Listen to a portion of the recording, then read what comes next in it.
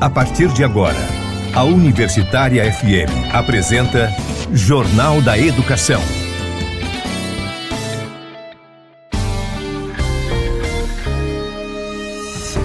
Você vai conferir no Jornal da Educação desta sexta-feira, 16 de maio. CAPES divulga diretrizes para o ciclo avaliativo 2025-2028. Comissão do Plano Nacional de Educação aprova plano de trabalho na Câmara dos Deputados. No RN, teremos eleição para nova coordenação que vai dirigir o Fórum Estadual nos próximos anos. A Durne participa de primeira reunião ordinária da Mesa Setorial de Negociação Permanente com o MEC. Em Assembleia, educadores de Natal debatem desafios da rede municipal e aprovam ato público. Em mais um episódio da série Rio Grande do Norte em Perspectiva, o professor de Economia da UFRN, Thales Penha, segue falando sobre orçamento com gasto de pessoal no Estado. Projeto de extensão do Departamento de Fisioterapia da UFRN atende gratuitamente hipertensos pulmonares. Comitê de Governança da Universidade Federal aprova plano de enfrentamento ao assédio. 13 de maio, abolição da escravatura. É para celebrar? No Dia Internacional da Luta Antimanicomial, abordaremos o movimento contra violações aos direitos de pessoas com transtornos mentais. Jornal da Educação. Olá, boa tarde, seja bem-vindo, seja bem-vinda ao Jornal da Educação. Eu sou Edinaldo Martins e esse é o seu espaço de diálogo sobre questões postas pelo cotidiano do ensino. Esse programa é produzido pelo Adurne Sindicato. A Coordenação de Aperfeiçoamento de Pessoal de Nível Superior lançou na terça-feira, dia 6, as novas diretrizes da avaliação quadrienal para o ciclo de 2025 a 2028. As principais alterações dizem respeito ao impacto da pós-graduação na sociedade, à classificação de artigos publicados e aos critérios para o reconhecimento do PPG como excelência, considerando um olhar multidimensional. As regras valerão para a atribuição de notas na avaliação a ser realizada em 2029. Uma mudança importante ocorrerá na classificação das publicações científicas. Serão classificados os artigos e não mais os periódicos. Para o ciclo que tem início neste ano e termina em 2028, com avaliação em 2029, serão levados em conta os indicadores bibliométricos dos periódicos e dos próprios artigos para que cada artigo seja avaliado distintamente.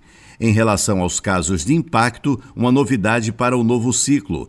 Trata-se de induzir um caminho para ampliar e aprofundar as interações da comunidade acadêmico-científica com a sociedade. Os programas terão a oportunidade de relatar como suas atividades, processos e resultados são recebidos na e pela sociedade. Saiba mais em www.adurne.org.br. Jornal da Educação. Extra Classe.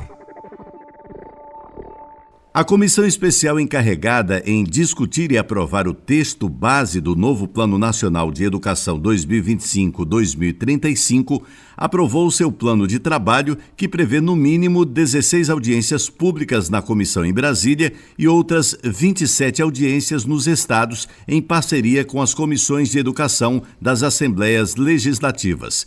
O professor Wellington Duarte, presidente do Proifes Federação, que participou da reunião, chama a atenção dos envolvidos com a educação para a importância desse momento. A aprovação do plano de trabalho na Câmara de Deputados para discutir o Plano Nacional de Educação 2026-2036 é parte de um complexo jogo de interesses que envolve inclusive a iniciativa privada para a construção da educação nesse país. Recentemente houve uma audiência pública no Senado, o Proifes, através de seu presidente, que sou eu, participou, externamos nossa preocupação.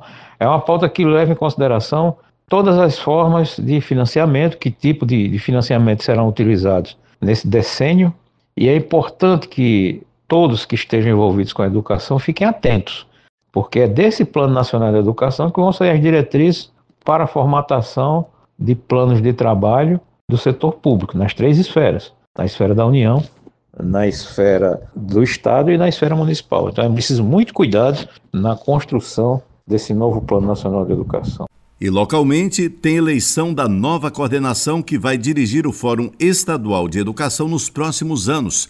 A professora Gilca Pimentel, diretora do Adurne Sindicato, nos dá os detalhes. Em relação ao Fórum Estadual de Educação, que é o fórum local, nós estamos com uma assembleia de convocação para eleição da nova coordenação, o novo colegiado que vai dirigir o Fórum Estadual pelos próximos 3-4 anos, tendo a professora Márcia Gugel e a professora Suenira como vice. Então, é chapa única, vai ser a Assembleia Extraordinária com pauta única, e aí a gente vai eleger o novo colegiado, que vai dirigir os trabalhos e o acompanhamento do Fórum Estadual em relação ao Plano Estadual de Educação. Nós estamos também discutindo uma minuta de decreto, em substituição ao decreto que criou em 2012 o Fórum Estadual. Então, a gente está alterando, tornando mais claro alguns aspectos da minuta que criou e que a gente está atualizando sobre a criação do Fórum Estadual. Então, a gente está discutindo isso no grupo, onde está todas as entidades que compõem o Fórum Estadual de Educação. O Proifes Federação participou esta semana da primeira reunião ordinária de 2025 da Mesa Setorial de Negociação Permanente do Ministério da Educação. O presidente do Adurne Sindicato e diretor de assuntos jurídicos do Proifes, professor Oswaldo Negrão, foi um dos representantes da federação no encontro. Foi uma reunião bastante extensa e, ao mesmo tempo, alguns elementos que vale a pena destacar. A primeira foi a morosidade no chamamento dessa reunião, já que o MEC tinha se comprometido de fazer a primeira reunião da mesa no primeiro trimestre do ano. A segunda questão que trouxe bastante preocupação é que estavam presentes representações dos técnico-administrativos, Magistério Superior e EBTT. O Magistério Superior e EBTT tem bastante equivalência, praticamente as mesmas estruturas de carreiras, com algumas especificidades que podem ser pactuadas conjuntamente. Mas os técnico-administrativos têm questões bastante específicas e uma das questões que nós levantamos foi justamente a necessidade de algumas reuniões para serem pactuadas as demandas, inclusive que estão dentro do acordo do ano passado e que precisam avançar. Nós estamos aguardando a devolutiva dessas demandas que aconteceram na primeira reunião para que a gente possa pautar as questões relacionadas com a carreira, com o próprio financiamento da educação, a financiamento das instituições, que é um grande problema hoje também, bem como a reestruturação de ações de ensino, de pesquisa e de extensão que demandam sempre uma dinâmica de avaliação e de contínuo aperfeiçoamento. Educação em pauta.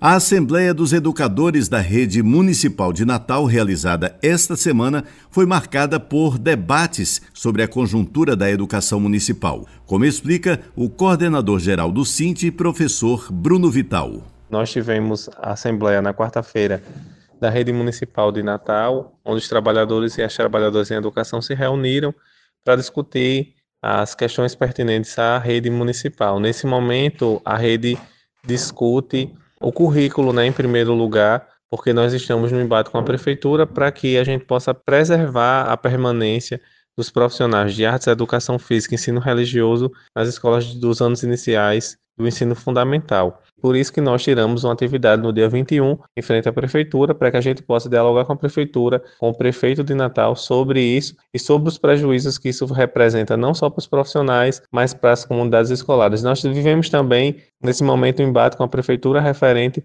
às várias iniciativas de privatização da educação. Nós temos hoje as escolas com as suas cozinhas privatizadas, Não é mais da gestão do diretor da escola o que se passa na cozinha, nem dos recursos humanos, nem dos funcionários que lá trabalham, nem também sobre a gestão dos recursos, a compra da alimentação, a relação com as empresas que fornecem a alimentação. O que significa também um processo de privatização, como medidas que têm sido apresentadas pela Prefeitura, além da promessa da construção e concessão de prédios públicos de novas escolas e creches públicas para a iniciativa privada. Então, nós temos acompanhado isso e a gente está, junto com a categoria, fazendo esse debate para que a gente tenha a garantia de recursos públicos para a escola pública.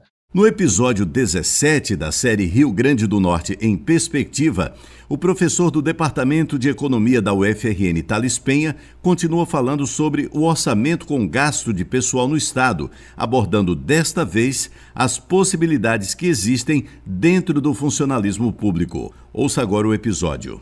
Prezados ouvintes, gostaria de retomar um pouco do que a gente começou a discutir alguns episódios atrás sobre o orçamento para a provisão do orçamento gasto com pessoal do Estado do Rio Grande do Norte. No último episódio, falei um pouco sobre as dificuldades.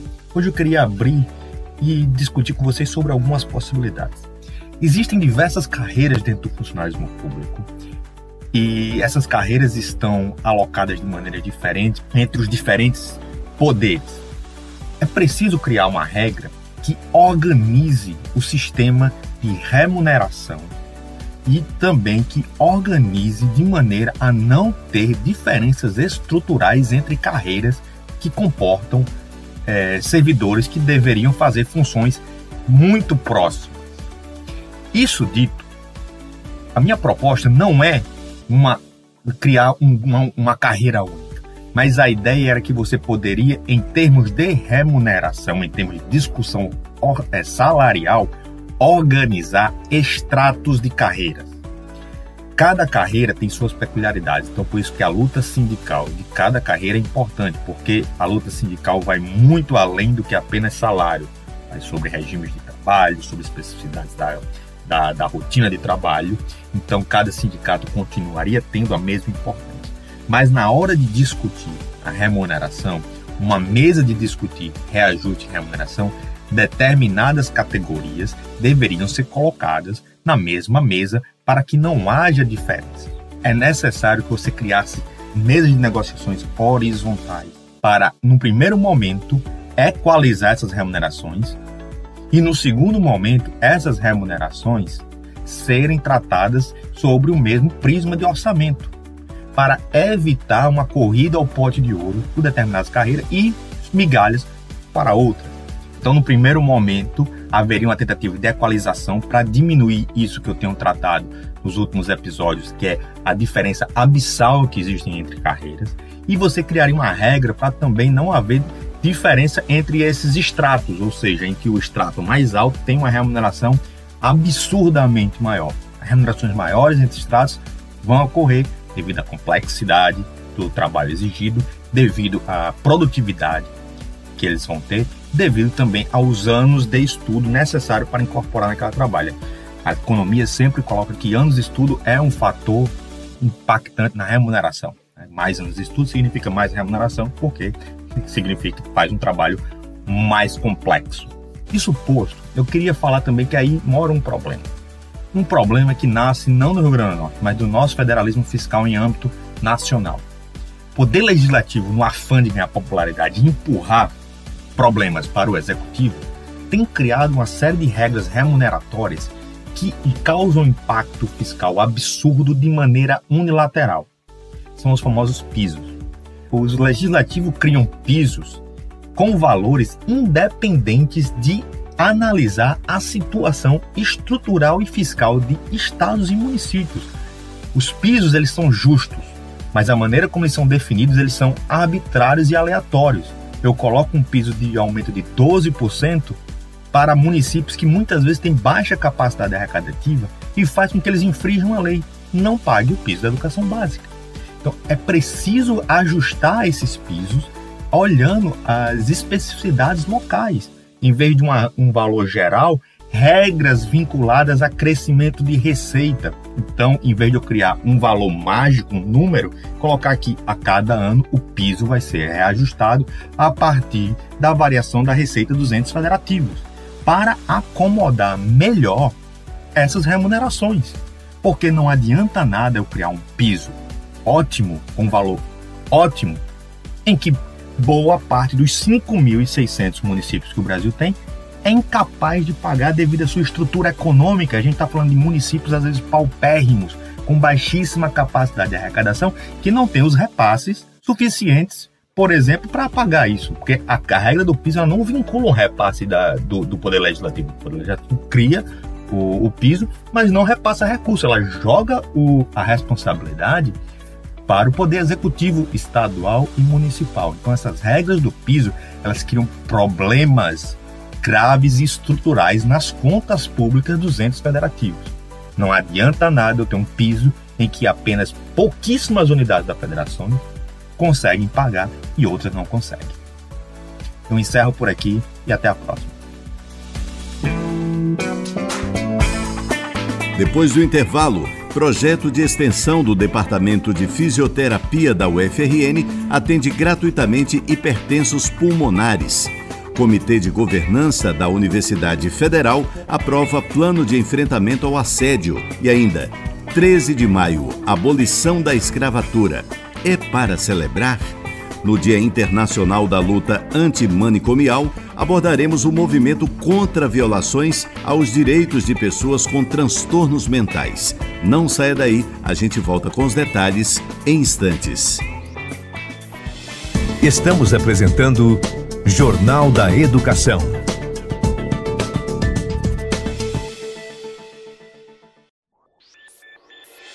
Voltamos a apresentar Jornal da Educação.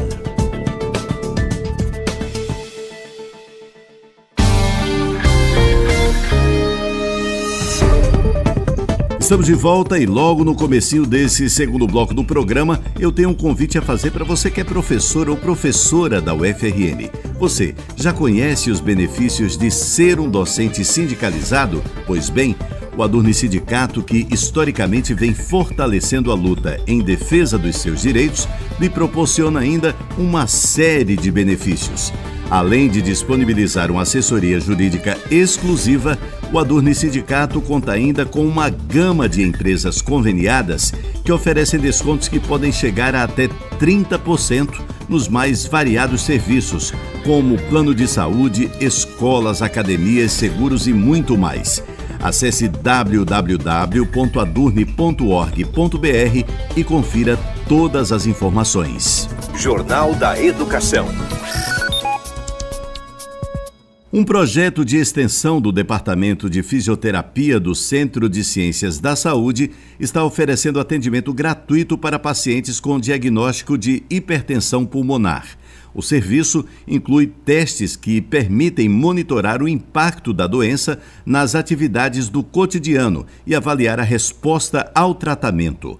Os atendimentos ocorrem às terças-feiras à tarde no Laboratório Pneumocardiovascular do Hospital Universitário Onofre Lopes.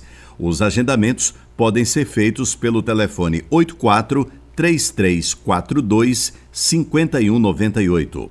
Saiba mais informações sobre o projeto através do site www.adurni.org.br. Jornal da Educação.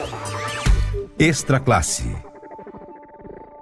O Comitê de Governança Estratégico da UFRN aprovou por unanimidade a proposta de plano setorial de prevenção e enfrentamento ao assédio e à discriminação. Juliana Paiva, coordenadora do Núcleo de Apoio a Pessoas em Situação de Violência na UFRN, nos explica os objetivos do plano. O núcleo, ele coordena esse programa de prevenção e enfrentamento, e a elaboração desse plano setorial, ele é um direcionamento muito importante com relação às ações que vão ser desenvolvidas ao longo do ano, no tocante à prevenção e enfrentamento ao assédio e à discriminação na UFRN. Então, o plano ele prevê algumas consultas públicas, umas já foram realizadas, dos servidores, dos discentes, e estamos no planejamento também para a consulta dos terceirizados. E essas consultas, no plano também prevê essa entrega, digamos assim, do relatório, resultado dessas consultas. A gente também, nesse plano setorial, a gente prevê a continuidade das ações de estruturas que já existem, instâncias que já existem na instituição, que elas atuam de forma preventiva, né, como a Comissão de Humanização das Relações de Trabalho, a Comissão de Humanização das Relações Discentes, né, as nossas ações de capacitação específicas para os servidores. Então, a gente tem uma programação ao longo do ano de se trabalhar cursos voltados para assédio, discriminação, a temática da diversidade, que é muito importante, questão de conflitos, que a gente sabe que os conflitos, eles atuar na gestão de conflitos é a gente também prevenir, né, o surgimento de situações de violência. Então, também está descrito no plano essas ações que, na perspectiva da divisão, né, que realiza, são ações voltadas para os servidores, mas que também a gente pode pensar em ações mais específicas, a depender de cada contexto, e isso vem aparecendo ao longo do tempo de trabalho. Então não está no plano especificamente, mas a gente vem fazendo ações em algumas unidades que precisam, né, que a gente vá despertar, né, trabalhar o conhecimento, a temática, enfim, de uma forma geral. A última terça-feira, 13 de maio, foi o dia da abolição da escravatura no Brasil. Para falar mais sobre a data, a professora do Departamento de História da UFRN, Juliana Teixeira, traz detalhes sobre a luta contra a desigualdade racial e por mais direitos, reforçando a importância da data. A assinatura da Lei Áurea, ela se deu num contexto de radicalização do movimento abolicionista. Ou seja, a sociedade civil organizada, ela vinha sabotando o sistema por meio da promoção de alforrias coletivas, de fugas coletivas e difusão de um discurso que condenava a legitimidade da escravização dos africanos e dos seus descendentes. O significado dessa data sempre foi alvo de muitas controvérsias, tanto no campo político quanto historiográfico. É conhecida a frase da historiadora Maria Emília Viotti, dizendo que a abolição ela libertou foi os brancos do fardo da escravidão e acabou abandonando os negros à própria sorte.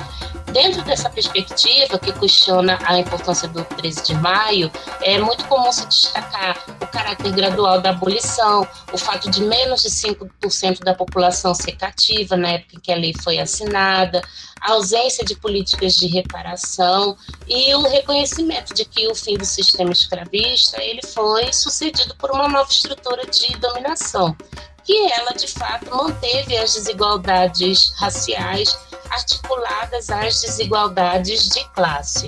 A gente não pode negar que muitas das expectativas dos abolicionistas, elas não se realizaram com a assinatura da Lei Áurea. Intelectuais abolicionistas negros como Luiz Gama, José do Patrocínio, André Rebouças, eles sempre argumentaram que a abolição efetiva ela só seria alcançada se a liberdade civil ela fosse acompanhada de acesso à educação, à terra, ou seja, a meios que garantissem que essa população negra não se tornasse dependente do homem branco, dos grandes proprietários. E essa possibilidade ela foi vetada pelo grupo dominante. Mas isso não significa que a gente deve minimizar a importância da assinatura da Lei Áurea. Veja, no país que mais importou cativos africanos na contemporaneidade, que não teve o menor constrangimento de se isolar como única nação escravista das Américas. A proibição legal da escravatura, o reconhecimento formal da igualdade de todos os brasileiros teve um significado enorme do ponto de vista político, cultural e das relações sociais. Não é pouca coisa ter desaparecido o ferro no pé, o ferro no pescoço, a máscara de folha de Flandres, as senzalas, o tronco, o chicote. Sem dúvida, nós ainda temos um longo caminho a percorrer. Então, essa é uma data que deve ser, sim, lembrada, ela deve ser, sim, comemorada, porque a conquista do direito à liberdade, ela foi resultado de muita luta de homens, mulheres, crianças e idosos, muitos dos quais deram suas vidas para conseguir o direito à liberdade, o direito de ser legalmente reconhecido como igual a todos e todas e todes.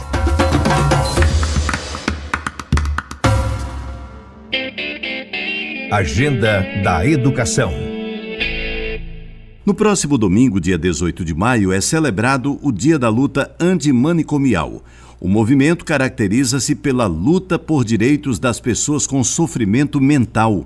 No centro desse movimento está o combate ao estigma e à exclusão de pessoas em sofrimento psiquiátrico grave, em nome de pretensos tratamentos. Confira mais sobre o assunto na reportagem de Rebeca Oliveira. No dia 18 de maio é celebrado o Dia Nacional da Luta Antimanicomial, data marcada por mobilizações em defesa de um modelo de cuidado em saúde mental que respeite os direitos humanos e rejeite práticas de exclusão. Mais de 20 anos após a reforma psiquiátrica brasileira, os desafios continuam. E em meio a retrocesso nas políticas públicas, a universidade pública tem um papel fundamental na resistência. Para o professor Túlio Quirino, do curso de Psicologia da UFRN, Campus Facisa, e coordenador do Laboratório Interdisciplinar de Práticas, Pesquisas e Intervenções em Saúde e Coletividades, o LIPS, relembrar essa luta dentro da universidade é, antes de tudo, um compromisso com a memória, com a dignidade e com a vida. Qual é a importância de a gente continuar lembrando o Dia da Luta Antimanicomial? Eu acho que é uma resposta que parece ser óbvia, mas é para que a gente não esqueça. Para que a gente não esqueça qual é a história de práticas que diziam cuidar, ofertadas a pessoas com sofrimento psíquico, no âmbito das instituições psiquiátricas, das instituições de caráter manicomial, que eram baseadas no aprisionamento, na exclusão, na reprodução de estigma e, não obstante, marcadas por processos de violações, né? De violações de direitos, né? De negação de direitos humanos fundamentais. Infelizmente, mesmo após alguns avanços, a lógica manicomial sobrevive, muitas vezes travestida de novas práticas. É o que alerta o professor Túlio. O manicômio ele é um dispositivo social que está presente mesmo fora do ambiente hospitalar, da instituição hospitalar. A lógica manicomial, ela coabita, né, a nossa sociedade durante muito tempo, está presente até hoje, e ela define uma lógica, né, de intervenção sobre o sujeito que aprisiona, que controla, que destitui o sujeito de si, que atinge sua subjetividade, seu modo de ser, sob a roupagem do cuidado, né, sob uma justificativa de cuidado. Na verdade, é um cuidado que se pretende ser coercitivo. Segundo o professor Túlio Quirino, nos últimos anos o país tem presenciado o avanço de discursos conservadores que ameaçam diretamente o modelo de cuidado em liberdade. Esses retrocessos impactam desde o funcionamento até a própria concepção das políticas públicas em saúde mental. O principal calcanhar de Aquiles que temos hoje no âmbito das políticas públicas voltadas ao cuidado em saúde mental é exatamente essa articulação entre um discurso conservador cada vez mais forte e como esse discurso conservador está cada vez também mais articulado à lógica neoliberal do cuidado, que coloca a responsabilidade do sujeito individual, aquele que sofre, o único responsável, o único agente capaz de sair dessa lógica de adoecimento. Se a gente entende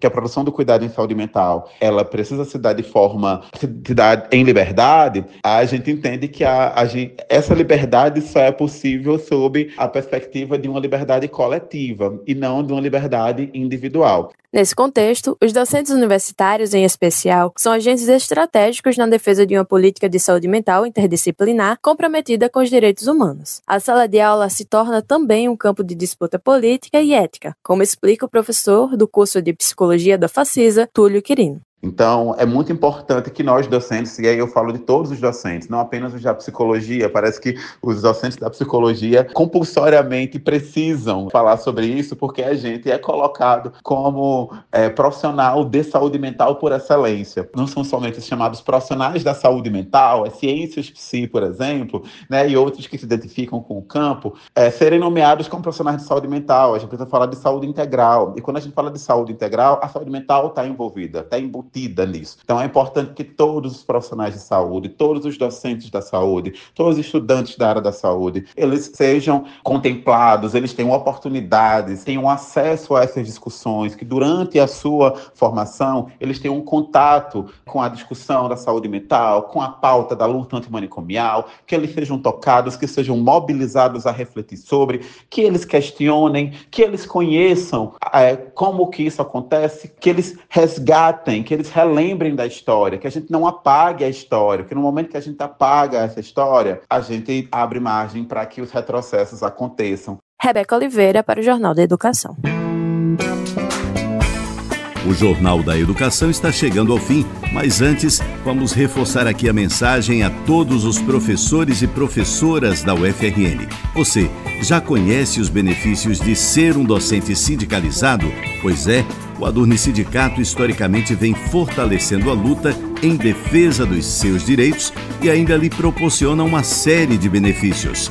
Além de disponibilizar uma assessoria jurídica exclusiva, o Adurni Sindicato conta ainda com uma gama de empresas conveniadas que oferecem descontos que podem chegar a até 30% nos mais variados serviços, como plano de saúde, escolas, academias, seguros e muito mais. Acesse www.adurni.org.br e confira todas as informações. O Jornal da Educação, produzido pelo Adurni Sindicato, vai ficando por aqui. Eu sou Edinaldo Martins. Prometo voltar na próxima sexta-feira, a partir do 12h30, aqui pela Universitária FM de Natal. Bom final de semana e até sexta.